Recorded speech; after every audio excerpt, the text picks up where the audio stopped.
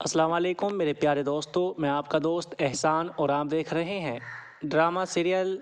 जानिसार की आने वाली एपिसोड की मुकम्मल कहानी के बारे में। क्या आखिरकार अब इस एपिसोड के अंदर क्या होगा और किसको किसके की सज़ा मिलेगी।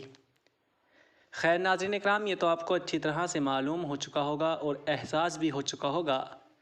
कि जानिसार ड्रामा अपने आखिर की ओर हो चला है और इस ड्रामे के अंदर आपको दिन पर दिन नए ट्विस्ट देखने को मिलेंगे और उन ट्विस्ट के अंदर सिर्फ दुआ पर ही जुल्म ज़्यादती किया जाएगा। लेकिन नाजरीन, जब सरफराज फिर एक बार नौशेरवा के पास जाकर सरफराज नौशेरवा से कहेगा कि दुआ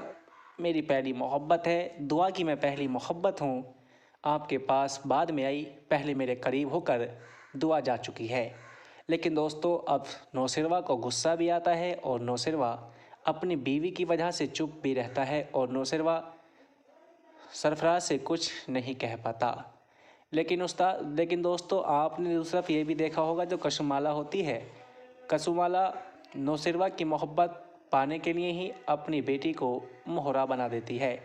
अपनी बेटी को कुछ ऐसी चीज़ खुला देती है जिससे उसकी बेटी की तबीयत और हालात ज़्यादा बेकार हो जाते हैं, जिससे कसुमाला एक अच्छे से सेटअप में जाकर अपनी बेटी गुड़िया का इलाज करा सके और नौशेरवा भी उसके पास रहे। लेकिन बदकिस्मती से वहाँ पर दुआ आ जाएगी और जब दुआ के सामने कसुमाला ऐसी खरी खोटी बातें करेगी जिससे दुआ को चोट पहुँचे।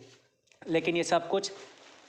कसुमाला की ये बात सुनकर नौशेरवा वहाँ से चला जाता है और नौशेरवा कसुमाला से कहता है कि आप घर चले जाइए हवेली, यहाँ पर दुआ है गुड़िया का ख्याल रखने के लिए। लेकिन दोस्तों, इसके जवाब में आप कसुमाला नौशेरवा से कहेगी कि नौशेरवा, आप कैसी बात कर रहे हैं, आप तो एक माँ का दर्द समझ सकते हैं कि मेरी बेटी गुड़िया को मैं अकेला छोड़कर नहीं जा सकती, उसको इस वक्त आपकी और मेरी सख्त ज़रूरत है। लेकिन कसुमाला तो यही चाहती है कि किसी भी तरह से दुआ नौशेरवा की ज़िंदगी से निकल जाए और दुआ की जगह पर मैं काबू पा लूँ।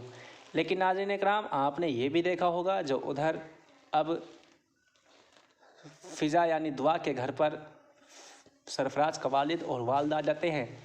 और उन्हें अपनी गलतियों का एहसास हो जाता है और अपनी गलती का एहसास करके